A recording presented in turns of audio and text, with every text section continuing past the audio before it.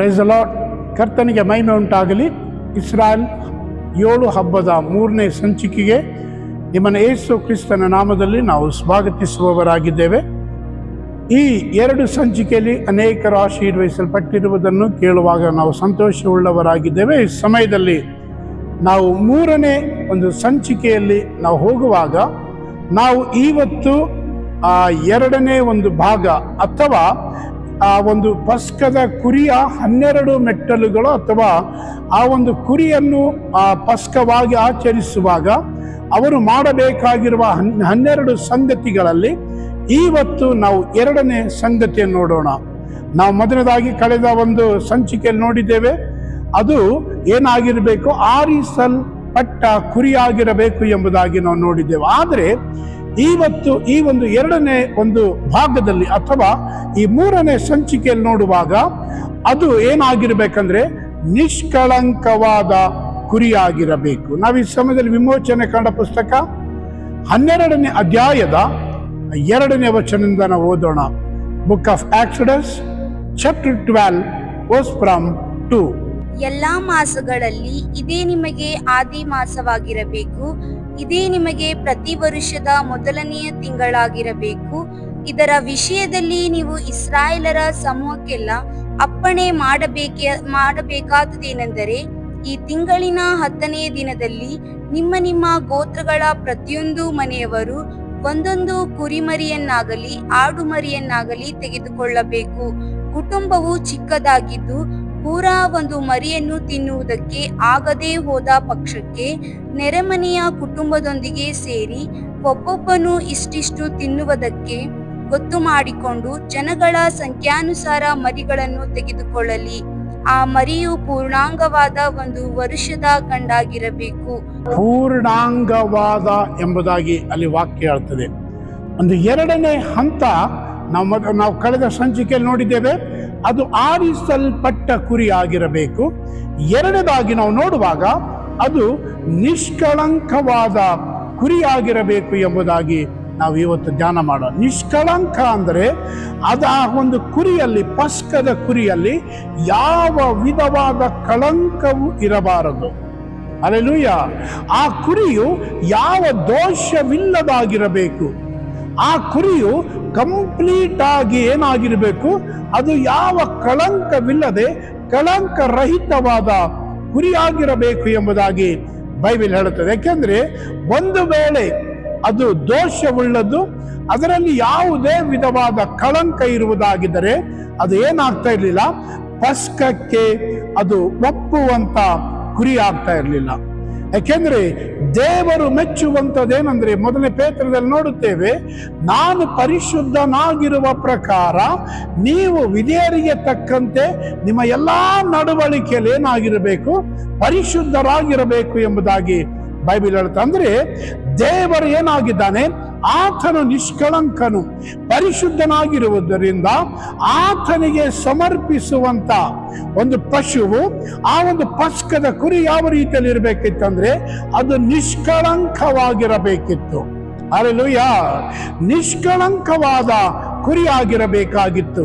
ಅದರಲ್ಲಿ ದೋಷವಿರುವುದಾಗಿದ್ದರೆ ಅದು ಪಸ್ಕಕ್ಕೆ ಒಪ್ಪುವ ಕುರಿಯಾಗಿರಲಿಲ್ಲ. ಆದರೆ ಅದೇ ರೀತಿಯಾಗಿ ಯೇಸು ಸ್ವಾಮಿ ಕೂಡ ಪಸ್ಕದ ಕುರಿಯಾಗಿ ಲೋಕಕ್ಕೆ ಆತನು ಬಂದಾಗ ಆತನೇನಾಗಿದ್ದನು, 1ನೇ ಪೇತ್ರ 1ನೇ ಅಧ್ಯಾಯದ 19ನೇ ವಚನಕ್ಕೆ ನಾವು ಬರೋಣ.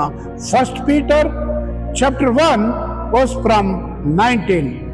ಪೂರ್ಣಾಂಗವಾದ ನಿಷ್ಕಳಂಕ ಯಜ್ಞದ ಕುರಿಯ ರಕ್ತದಿಂದಲೋ ಹೇಳ್ತದೆ ಬೈಬಲ್, ಪೂರ್ಣಾಂಗವಾದ ನಿಷ್ಕಳಂಕ ಯಜ್ಞದ ಕುರಿ ಎಂಬುದಾಗಿ ಬೈಬಲ್ ಹೇಳುತ್ತದೆ. ಯೇಸು ಯಾವ ರೀತಿಯಲ್ಲಿದ್ದ, ಪೂರ್ಣಾಂಗವಾದ ಅಂದ್ರೆ ಪರಿಪೂರ್ಣವಾದ ಅಂಗಗಳಿದ್ದವು. ವಿಮೋಚನೆ ಕಾಂಡದಲ್ಲಿ ಕೂಡ ದೇವರು ಮೋಸೆಗೆ ಅದನ್ನು ಹೇಳಿದ. ಅವರು ಆರಿಸಿಕೊಳ್ಳುವ ಆ ಒಂದು ಕುರಿ ಯಾವ ರೀತಿಯಲ್ಲಿ ಇರಬೇಕು, ಪೂರ್ಣಾಂಗವಾದದ್ದು, ಕುಂಟಾದದ್ದು, ಕುರುಡಾದದ್ದು, ದೋಷವುಳ್ಳದ್ದು ಆಗಿರಬಾರದು, ಪೂರ್ಣಾಂಗವಾದ ಕುರಿ ಆಗಿರಬೇಕು. 2ನೇದಾಗಿ ಅದು ಯಾವ ರೀತಿಯಲ್ಲಿ ಇರ್ಬೇಕಂದ್ರೆ ನಿಷ್ಕಳಂಕವಾಗಿರಬೇಕು ಎಂಬುದಾಗಿ ಅಲ್ಲಿ ದೇವರು ಮೋಸೆಗೆ ಹೇಳಿದ ಆ ಕುರಿ, ನಾವು ಕಳೆದ ಸಂಚಿಕೆ ನೋಡಿದಂತೆ ಆ ಹಳೆ ಒಡಂಬಡಿಕೆಯ ಕುರಿ ಏನಾಗಿತ್ತು, ಹೊಸ ಒಡಂಬಡಿಕೆಯ ಯೇಸುವನ್ನು ಪ್ರತಿನಿಧಿಸ್ತಾ ಇತ್ತು. ಹಲ್ಲೆಲೂಯ. ಹೊಸ ಒಡಂಬಡಿಕೆಯ ಯೇಸುವನ್ನು ಅದು ಪ್ರತಿನಿಧಿಸುವುದರಿಂದ, ಯೇಸು ಯಾವ ರೀತಿಯಲ್ಲಿ ಆತನು ಈ ಲೋಕಕ್ಕೆ ಪಸ್ಕದ ಕುರಿಯಾಗಿ ಬಂದನಂದ್ರೆ, ಬೈಬಲ್ ಹೇಳುತ್ತದೆ ಆತನು ನಿಷ್ಕಳಂಕವಾದ ಕುರಿಯಾಗಿ ಆತನು ಈ ಲೋಕಕ್ಕೆ ಬಂದನು. ಮೊದಲನೇ ಪೇತ್ರ 2ನೇ ಅಧ್ಯಾಯದ 22ನೇ ವಚನವನ್ನು ತಿರುಗಿ ಓದೋಣ. ಆತನು ಯಾವ ಪಾಪವನ್ನೂ ಮಾಡಲಿಲ್ಲ. ಕೇಳಿಸಿಕೊಳ್ಳ್ರಿ, ಎಷ್ಟು ನಿಷ್ಕಳಂಕನಾಗಿದ್ದಾನಂದ್ರೆ ಆತನು ಯಾವ ಪಾಪವು ಮಾಡಲಿಲ್ಲ, ಆತನ ಬಾಯಲ್ಲಿ ಯಾವ ವಂಚನೆಯೂ ಸಿಕ್ಕಲಿಲ್ಲ, ಆತನ ಬಾಯಲ್ಲಿ ಯಾವ ವಂಚನೆಯೂ ಸಿಕ್ಕಲಿಲ್ಲ ಎಂಬುದಾಗಿ ಬೈಬಲ್ ಹೇಳ್ತಂದ್ರೆ, ಆತನು ಯಾವ ಪಾಪವನ್ನು ಮಾಡದೆ ನಿಷ್ಕಳಂಕ ಪರಿಶುದ್ಧವಾದ ಪಸ್ಕದ ಕುರಿಯಾಗಿದ್ದ. ಆತನೊಳಗಡೆ ಯಾವ ಕಳಂಕವೂ ಇರಲಿಲ್ರಿ, ಆತನಲ್ಲಿ ಯಾವ ದೋಷವೂ ಇರಲಿಲ್ಲ, ಆತನಲ್ಲಿ ಯಾವ ಪಾಪವೂ ಇರಲಿಲ್ಲ. ಅದಕ್ಕೆ ಯೇಸುವನ್ನು ಯಾವಾಗ ರೋಮ್ ಚಕ್ರವರ್ತಿಗಳು ಬಂಧಿಸಿದಾಗ ಹೇರೋದನ ಅರಮನೆಯಿಂದ ಆತನನ್ನು ಪಿಲಾತನ ಅರಮನೆಗೆ ಕರೆದೊಯ್ದಾಗ ಪಿಲಾತನ ಅನೇಕ ವಿಧವಾದ ವಿಚಾರಣೆಗಳು ಯೇಸುವಿಗೆ ಮಾಡ್ತಾನೆ, ಅನೇಕ ವಿಧವಾದ ಪ್ರಶ್ನೆಗಳನ್ನು ಯೇಸುವಿಗೆ ಕೇಳ್ತಾನೆ. ಕೊನೆಯದಾಗಿ ಒಂದು ಫಿಲಿಪ್ಪನ ಸ್ಟೇಟ್ಮೆಂಟ್ ಏನಾಗಿತ್ತಂದ್ರೆ, ಈತನಲ್ಲಿ ನಾನು ಯಾವ ದೋಷವು ಕಾಣಲಿಲ್ಲ, ಈತನಲ್ಲಿ ಯಾವ ವಿಧವಾದ ದೋಷವು ಕಾಣಲಿಲ್ಲ. ಅಂದ್ರೆ ಆತನ ಎಷ್ಟರ ಮಟ್ಟಿಗೆ ದೋಷರಹಿತವಾದ ಪಶುವಾಗಿ ಶಿಲುಬೆ ಮೇಲೆ ಬಲಿಯಾದನಂದ್ರೆ ಆತನಲ್ಲಿ ಯಾವ ದೋಷವಿರಲಿಲ್ಲ. ನಾವು ಯೆಶಾಯನ ಪ್ರವಾದನೆ ಗ್ರಂಥ ನೋಡುತ್ತೇವೆ, ಆತನಲ್ಲಿ ಯಾವ ತಪ್ಪು ಕೂಡ ಹುಡುಕುವವರಿಗೆ ಸಿಕ್ಕಲೇ ಇಲ್ಲ ಎಂಬುದಾಗಿ ಯೆಶಾಯ ಪ್ರವಾದಿ ಹೇಳ್ತಾನಂದ್ರೆ, ಆತನಲ್ಲಿ ಯಾವ ತಪ್ಪು ಹುಡುಕಿದರೂ ಕೂಡ ಒಂದು ತಪ್ಪನ್ನು ಸಿಕ್ಕಲಿಲ್ಲ. ಅದಕ್ಕೆ ಯೇಸು ಸ್ವಾಮಿ ಶಿಲುಬೆ ಮೇಲೆ ಹೋದಾಗ ಆತನು ಏನಾಗಿದ್ದನು, ನಿಷ್ಕಳಂಕವಾದ ಯಜ್ಞದ ಕುರಿಯಾಗಿ ಆತನು ಬಲಿಯಾದನು. ಹಳೆ ಒಡಂಬಡಿಕೆಯ ಒಂದು ಕುರಿಗಳಲ್ಲಿ ಕೆಲವು ದೋಷಗಳಿದ್ದಿರಬಹುದು, ಆದರೆ ಯೇಸುವಿನ ಒಂದು ತ್ಯಾಗ ಬಲಿದಾನ, ಆತನ ಪಸ್ಕದ ಕುರಿಯಾಗಿ ಬಂದಿರುವುದರಿಂದ ಆತನಲ್ಲಿ ಯಾವ ದೋಷವೂ ಇರಲಿಲ್ಲ. ಅದಕ್ಕೆ ಇಬ್ರಿಯ ಪತ್ರಿಕೆ 10ನೇ ಅಧ್ಯಾಯ 4ನೇ ವಚನದಿಂದ ನಾವು ಓದುವಾಗ ನಾವು ಅದರಲ್ಲಿ ಕೆಲವು ಸಂಗತಿಗಳನ್ನ ಅರ್ಥ ಮಾಡಿಕೊಳ್ಳುತ್ತೇವೆ. ಹೋರಿಗಳ ಮತ್ತು ಹೋತಗಳ ರಕ್ತದಿಂದ ಪಾಪಗಳು ಪರಿಹಾರವಾಗುವುದು ಅಸಾಧ್ಯವಾಗಿದೆಯಲ್ಲ. ಆದುದರಿಂದ ಕ್ರಿಸ್ತನು ಭೂಲೋಕದೊಳಗೆ ಬರುವಾಗ, ದೇವರೇ, ಯಜ್ಞವೇದಿಗಳು ನಿನಗೆ ಇಷ್ಟವಾಗಿರಲಿಲ್ಲ, ನನಗೆ ದೇಹವನ್ನು ಸಿದ್ಧ ಮಾಡಿಕೊಟ್ಟಿ ಸರ್ವಾಂಗ ಹೋಮಗಳಲ್ಲಿಯೂ ದೋಷ ಪರಿಹಾರಕ ಯಜ್ಞಗಳಲ್ಲಿಯೂ ನೀನು ಸಂತೋಷ ಪಡಲಿಲ್ಲ. ಆಗ ನಾನು, ಇಗೋ, ದೇವರೇ, ನಿನ್ನ ಚಿತ್ತವನ್ನು ನೆರವೇರಿಸುವುದಕ್ಕೆ ಬಂದಿದ್ದೇನೆ, ಗ್ರಂಥದ ಸುರುಳಿಯಲ್ಲಿ ನನ್ನನ್ನು ಕುರಿತು ಬರೆದದೆ ಎಂದು. ಅಲ್ಲಿ ಯೇಸು ಸ್ವಾಮಿಯ ವಿಷಯದಲ್ಲಿ ಇಬ್ರಿಯ ಪತ್ರಕರ್ತನು ಒಂದು ಸಂಗತಿಯನ್ನು ಪ್ರಕಟಿಸ್ತಾ ಇದ್ದಾನೆ. ಹೋರಿಗಳ ಮತ್ತು ಹೋತಕರಗಳ ರಕ್ತದಿಂದ ಮನುಷ್ಯನ ಪಾಪವು ಪರಿಹಾರವಾಗುವುದು ಅಸಾಧ್ಯವಾಗಿತ್ತು. ಒಂದು ಕುರಿಯನ್ನು ತರುವಾಗ ಅವರು ಹೊರಗಡೆ ಏನಾಗಿತ್ತು ಅದನ್ನು ನಿಷ್ಕಳಂಕ ಅಂದರೆ ದೋಷವಿಲ್ಲದ ರೀತಿಯಲ್ಲಿ ಹುಡುಕುತ್ತಾ ಇದ್ರು. ಅದರ ಕಣ್ಣುಗಳು, ದೇಹಗಳು, ಅದರ ಒಂದು ಅಂಗಾಂಗಗಳು ದೋಷವಿಲ್ಲದ ರೀತಿಯಲ್ಲಿ ಹುಡುಕುತ್ತಾ ಇದ್ರು. ಯೇಸು ಸ್ವಾಮಿ ಬರೀ ಹೊರಗಡೆ ಮಾತ್ರ ಆತನ ದೇಹವು ಪರಿಪೂರ್ಣವಾದದ್ದು ಅಥವಾ ಆತನ ದೇಹವು ಬರೀ ಒಂದು ಪರಿಪೂರ್ಣವಾದ ಅಂಗವುಳ್ಳದ್ದು ಎಂಬುದಾಗಿ ಅಲ್ಲ, ಆತನು ಆತ್ಮದಲ್ಲಿಯೂ ಮನಸ್ಸಿನಲ್ಲಿಯೂ ಪರಿಪೂರ್ಣ ಶುದ್ಧನಾಗಿದ್ದ. ಹಲ್ಲೆಲೂಯ. ಆತನು ಆತ್ಮದಲ್ಲಿಯೂ ಮನಸ್ಸಿನಲ್ಲಿಯೂ ಪರಿಪೂರ್ಣ ಶುದ್ಧನಾಗಿದ್ದ. ಅದಕ್ಕೆ ಆ ಒಂದು ಯಜ್ಞದ ಕುರಿಯು, ಪಸ್ಕದ ಕುರಿ ಏನಾಗಿತ್ತು, ಹೊರಗಡೆ ಮಾತ್ರ ಪರಿಪೂರ್ಣವುಳ್ಳದಾಗಿರಬೇಕು ಎಂಬುದಾಗಿ ಅವರಿಗೆ ದೇವರು ಹೇಳಿದೆ. ಯಾಕೆಂದ್ರೆ ಆ ಒಂದು ಅದರ ರಕ್ತವು ಅವರು ಪ್ರತಿ ವರ್ಷ ಸುರಿಸಲೇಬೇಕಿತ್ತು. ಆದರೆ ಯೇಸು ಸ್ವಾಮಿ ಈ ಲೋಕಕ್ಕೆ ಬಂದಾಗ, ಆತನು ಶಿಲುಬೆ ಮೇಲೆ ಬಲಿಯಾಗುವಾಗ ಬರೀ ಆತನು ಶಾರೀರಿಕವಾಗಿ ಒಂದು ಪರಿಪೂರ್ಣ ಅಂಗವುಳ್ಳಂತ ಒಂದು ಪಶುವಾಗಿ ಅಥವಾ ಪಸ್ಕದ ಕುರಿಯಾಗಿ ಆತನು ಶಿಲುಬೆ ಮೇಲೆ ಏರಲಿಲ್ಲ. ಆತನು ಏನಾಗಿದ್ದನು, ಆತನಲ್ಲಿಯೂ ಆತನೊಳಗಡೆ ಕೂಡ ಯಾವ ದೋಷವಿಲ್ಲದ ಪರಿಪೂರ್ಣನಾಗಿದ್ದನು. ಅದಕ್ಕೆ ಎಲ್ಲ ಇಬ್ರಿಯ ಪತ್ರಕರ್ತನು ಹೇಳ್ತಾನೆ 4ನೇ ವಚನದಲ್ಲಿ, ಹೋರಿಗಳ ಮತ್ತು ಹೋತಕರಗಳ ರಕ್ತದಿಂದ ಮನುಷ್ಯನ ಪಾಪಗಳು ಪರಿಹಾರವಾಗುವುದು ಅಸಾಧ್ಯವಾಗಿದೆಯಲ್ಲ. ಈಗ ದೇವರೇ, ನೀವೇನ್ ಮಾಡಿದ್ರೆ ನನಗೆ ದೇಹವನ್ನು ಸಿದ್ಧ ಮಾಡಿಕೊಟ್ಟಿದ್ದು. ಯಾರಿಗೆ? ಯೇಸು ಸ್ವಾಮಿಗೆ ಆತನು ದೇಹವನ್ನು ಸಿದ್ಧ ಮಾಡಿಕೊಟ್ಟ. ಯಾವುದಕ್ಕಾಗಿ ಅಂದ್ರೆ ಒಂದು ಪರಿಪೂರ್ಣವಾದ ಪಸ್ಕದ ಕುರಿಯಾಗಿ ಇಡೀ ಲೋಕಕ್ಕೆ ಒಂದು ಬಿಡುಗಡೆ ತರುವಂತ ಹಲ್ಲೆಲೂಯಾ ಪಶುವಾಗುವುದಕ್ಕಾಗಿ ದೇವರೇನ್ ಮಾಡ್ದ? ಆತನಿಗೆ ದೇಹವನ್ನು ಸಿದ್ಧ ಮಾಡಿಕೊಟ್ಟ. ಹಲ್ಲೆಲೂಯಾ, ಆತನಿಗೆ ದೇಹವನ್ನು ಸಿದ್ಧ ಮಾಡಿಕೊಟ್ಟ.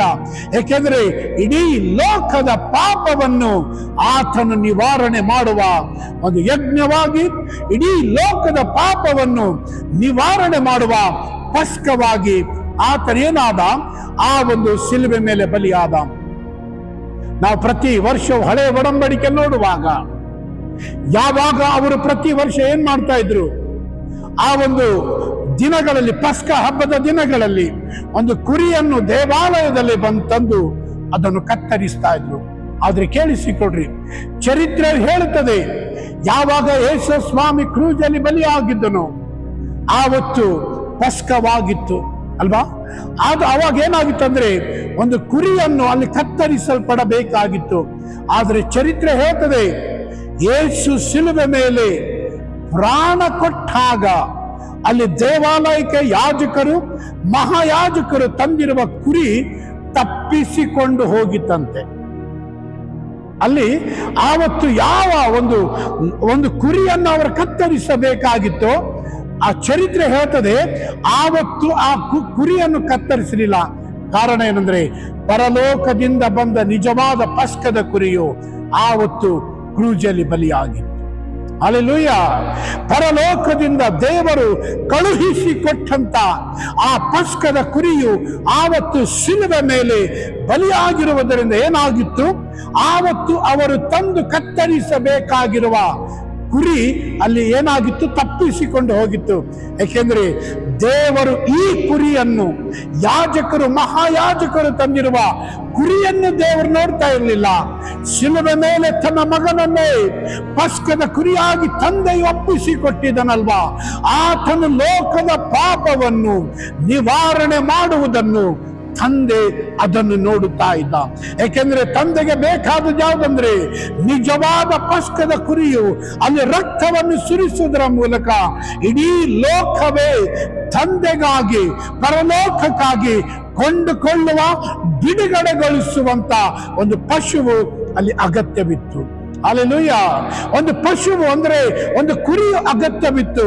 ಯಾವಾಗ ಯೇಸು ಸ್ವಾಮಿ ಆ ಒಂದು ಶಿಲುಬೆ ಮೇಲೆ ಬಲಿಯಾದಾಗ ನಿಜವಾದ ಪಸ್ಕದ ಕುರಿಯಾಗಿ ಆತನು ಬಲಿಯಾದನು. ಆ ಸಮಯದಲ್ಲಿ ಬೈಬಲ್ ಹೇಳುತ್ತದೆ, ಆತನು ಎಂಥ ಬಿಡುಗಡೆ ತಂದನಂದ್ರೆ ಆ ಸಮಯದಲ್ಲಿ ಯೇಸು ಪ್ರಾಣ ಬಿಡುವಾಗ ದೇವಾಲಯದ ತೆರೆಯು ಹರಿದು 2 ಭಾಗವಾಯಿತು. ಹಲ್ಲೆಲೂಯಾ, ದೇವಾಲಯದ ತೆರೆಯು ಹರಿದು 2 ಭಾಗವಾಯಿತು. ಯಾಕೆಂದ್ರೆ ಅಲ್ಲಿಯವರೆಗೂ ಆ ಒಂದು ದೇವರ ಮಹಿಮೆ, ದೇವರ ಸಾನ್ನಿಧ್ಯ, ಹಲ್ಲೆಲೂಯಾ, ಅಲ್ಲಿ ಮಾತ್ರ ಇತ್ತು ಆ ದೇವಾಲಯದಲ್ಲಿ. ಆದರೆ ನಿಜವಾದ ದೇವರಿಂದ ಕಳುಹಿಸಲ್ಪಟ್ಟ ಪಸ್ಕದ ಕುರಿಯು ಶಿಲುಬೆ ಮೇಲೆ ಬಲಿಯಾಗುವುದರ ಮೂಲಕವಾಗಿ ನನಗೂ ನಿಮಗೂ ಬಿಡುಗಡೆ ಬಂತು. ನಾವುಗಳೇ ದೇವರಾಲಯವಾದೆವು. ಯಾವ ಒಂದು ಆಲಯದಲ್ಲಿ ಮಂಜೂಷದಲ್ಲಿ ಮಹಿಮೆ ಕಾಣುತ್ತಾ ಇತ್ತು, ಇವತ್ತು ದೇವರು ಹಲ್ಲೆಲೂಯಾ ಆ ನಿಷ್ಕಳಂಕವಾದ ಯೇಸುವಿನ ರಕ್ತದ ಮೂಲಕವಾಗಿ ನಮ್ಮನ್ನು ಶುದ್ಧೀಕರಿಸುವುದರ ಮೂಲಕವಾಗಿ, ನಿಷ್ಕಳಂಕವಾದ ಯೇಸುವಿನ ರಕ್ತದ ಮೂಲಕವಾಗಿ ನಮಗೆ ಬಿಡುಗಡೆಗೊಳಿಸುವುದರ ಮೂಲಕವಾಗಿ ನಾವ್ಯಾರೆಲ್ಲ ಯೇಸುವನ್ನು ನಂಬಿ ಆತನನ್ನೇ ನಮ್ಮ ಸ್ವಂತ ರಕ್ಷಕನಾಗಿ ನಾವು ಸ್ವೀಕರಿಸಿದೆವು, ನಾವುಗಳೇ ದೇವರಾಲಯವಾದೆವು. ಆ ಮಹಿಮೆ ನಮ್ಮೊಳಗಡೆ ಬಂತು. ಹಲ್ಲೆಲೂಯಾ. ಅದಕ್ಕೆ ಇಬ್ರಿಯ ಪತ್ರಿಕೆ 10:4 ಹೇಳ್ತದೆ, ಹೋರಿಗಳ ಹೋತಗಳ ರಕ್ತದಿಂದ ಮನುಷ್ಯನ ಪಾಪಗಳು ಪರಿಹಾರವಾಗುವುದು ಅಸಾಧ್ಯವಾಗಿದೆ. ಅದಕ್ಕೆ ಏನ್ ಮಾಡ್ತಾ ಇದ್ರು ಅವರು? ಪ್ರತಿ ವರ್ಷವೂ ಅವರು ಅಲ್ಲಿ ಆ ಕುರಿಯ ರಕ್ತವನ್ನು ಹರಿಸ್ತಾ ಇದ್ರು. ಆದರೆ ಇಬ್ರಿಯ ಪತ್ರಿಕೆ 9ನೇ ಅಧ್ಯಾಯದಲ್ಲಿ ಹೇಳ್ತದೆ, ಯೇಸುವಿನ ಒಂದೇ ತ್ಯಾಗದಿಂದ ನಮಗೆ ನಿತ್ಯ ವಿಮೋಚನೆ ಬಂತು. ಹಲ್ಲೆಲೂಯ. ಯೇಸುವಿನ ಒಂದೇ ಬಲಿಯಿಂದ ಆತನು ವರ್ಷ ಆತನು ಬಲಿಯಾಗಬೇಕಾಗಿಲ್ಲ. ಯಾಕೆಂದ್ರೆ ಆತನು ಅಷ್ಟು ನಿಷ್ಕಳಂಕನಾಗಿದ್ದ. ಒಂದು ಸಾರಿ ಆತನು ಬಲಿಯಾದುದರಿಂದ ಪೂರ್ಣವಾದ ಬಿಡುಗಡೆ ನಮಗೆ ಆತನು ತೆಗೆದುಕೊಂಡು ಬಂದ. ಪೂರ್ಣವಾದ ವಿಮೋಚನೆ ಆತನು ತೆಗೆದುಕೊಂಡು ಬಂದ. ಯಾಕೆಂದ್ರೆ ಬೈಬಲ್ ಹೇಳಿದ ನಿತ್ಯಕ್ಕೂ ಆತನು ವಿಮೋಚನೆಯನ್ನು ನಮಗೆ ಆತನು ತೆಗೆದುಕೊಂಡು ಬಂದ. ಆತನು ನಿಷ್ಕಳಂಕನಾಗಿದ್ದ. ಆತನಲ್ಲಿ ಹುಡುಕುವವರಿಗೆ ಯಾವ ತಪ್ಪು ಸಿಕ್ಕಲಿಲ್ಲ. ಆತನ ಬಾಯಲ್ಲಿ ಯಾವ ಪಾಪವೂ ಕೂಡ, ಪಾಪದ ಮಾತುಗಳು ಕೂಡ ಆತನೊಳಗಡೆ ಇರಲಿಲ್ಲ. ಯಾಕೆಂದ್ರೆ ಆತನು ದೇವರಿಗೆ ಪರಿಶುದ್ಧವಾದ ಯಜ್ಞದ ಕುರಿಯಾದನು. ಆತನು ಸುರಿಸಿದ ರಕ್ತ ಹೇಗಿತ್ತಂದ್ರೆ ಅದು ಮಹಾ ಪರಿಶುದ್ಧವಾಗಿರುವುದರಿಂದ, ಹಲ್ಲೆಲೂಯ, ಅದು ನಮಗೂ ಕೂಡ ಏನ್ ಮಾಡ್ತದೆ? ದೇವರ ಮುಂದೆ ಕೇಳಿಸಿಕೊಳ್ಳ್ರಿ. ನಾನು ನೀನು ಇವತ್ತು ದೇವರ ಮುಂದೆ ನಿಷ್ಕಳಂಕವಾದ ದೇವ ಮಕ್ಕಳಾಗಿ ನಿಲ್ಲುವುದಕ್ಕೆ ನಮ್ಮನ್ನು ಕೂಡ ಏನ್ ಮಾಡಿದೆ? ನಿಷ್ಕಳಂಕವಾದ ಪ್ರಜೆಗಳಾಗಿ, ನಿಷ್ಕಳಂಕವಾದ ದೇವ ಜನರಾಗಿಯೂ, ನಿಷ್ಕಳಂಕವಾದ ದೇವರ ಮಕ್ಕಳಾಗಿಯೂ ನಮಗೆ ಅದು ಮಾಡಿದೆ. ಹಲ್ಲೆಲೂಯ. ಅದು ನಿಷ್ಕಳಂಕವಾದ ಒಂದು ದೇವ ಮನುಷ್ಯರಾಗಿ ನಮ್ಮನ್ನು ಮಾಡಿದೆ. ಯಾಕೆಂದ್ರೆ ಇಬ್ರಿಯ ಪತ್ರಿಕೆಯಲ್ಲಿ ಹೇಳ್ತದೆ ಏನಂದ್ರೆ, ನಾವು ಯೇಸುವಿನ ರಕ್ತದ ಮೂಲಕ ಆತನ ದೇಹವೆಂಬ ತೆರೆಯನ್ನು ಹಾದು ತಂದೆಯ ಮುಂದೆ ಧೈರ್ಯದಿಂದ ನಿಂತುಕೊಳ್ಳುವ ಹಾಗೆ ನಮಗೆ ಮಾಡಿದೆ. ಕಾರಣ ಏನಂದ್ರೆ, ಯೇಸು ನಿಷ್ಕಳಂಕವಾದ ಕುರಿಯಾಗಿ ಬಲಿಯಾದುದರಿಂದ ಆತನ ರಕ್ತ ತೊಳೆಯಲ್ಪಟ್ಟ ನಾವುಗಳು ತಂದೆಯ ಮುಂದೆ ಏನ್ ಮಾಡಿದೆ? ನಮ್ಮ ನಿಲ್ಲಿಸಿದೆ. ಇವತ್ತು ಪರಲೋಕದ ತಂದೆಯು ನಮ್ಮನ್ನು ನೋಡುವಾಗ, ಯಾರೆಲ್ಲ ಯೇಸುವಿನ ರಕ್ತ ತೊಳೆಯಲ್ಪಟ್ಟಿದ್ದಾರೋ ಅವರನ್ನು ಪರಲೋಕ ತಂದೆ ನೋಡುವಾಗ ಯಾವ ರೀತಿಯಲ್ಲಿ ನೋಡ್ತಾನಂದ್ರೆ, ಆತನ ಮಗನನ್ನು ಹೇಗೆ ಆತ ನೋಡಿದನು ಅದೇ ರೀತಿಯಾಗಿ ಇವತ್ತು ತಂದೆ ಕೂಡ ನಮ್ಮನ್ನು ಅದೇ ರೀತಿ ನೋಡ್ತಾನೆ. ನಾವು ಕೂಡ ಆತನ ದೃಷ್ಟಿಯಲ್ಲಿ ಪರಿಶುದ್ಧ ಜನಾಂಗವಾಗಿ, ಯಾಕೆಂದ್ರೆ ಆತನ ಪರಿಶುದ್ಧ ರಕ್ತ, ನಿಷ್ಕಳಂಕವಾದ ರಕ್ತ ನಮ್ಮನ್ನು ತೊಳೆದಿರುವುದರಿಂದ ನಾವೇನಾಗಿದ್ದೇವೆ? ನಾವು ಪರಿಶುದ್ಧರಾಗಿ ಮಾಡಲ್ಪಟ್ಟಿದ್ದೇವೆ. ಅದಕ್ಕೆ ರೋಮ ಪತ್ರಿಕೆ 5ನೇ ಅಧ್ಯಾಯದ 9ನೇ ವಚನಕ್ಕೆ ಬರೋಣ.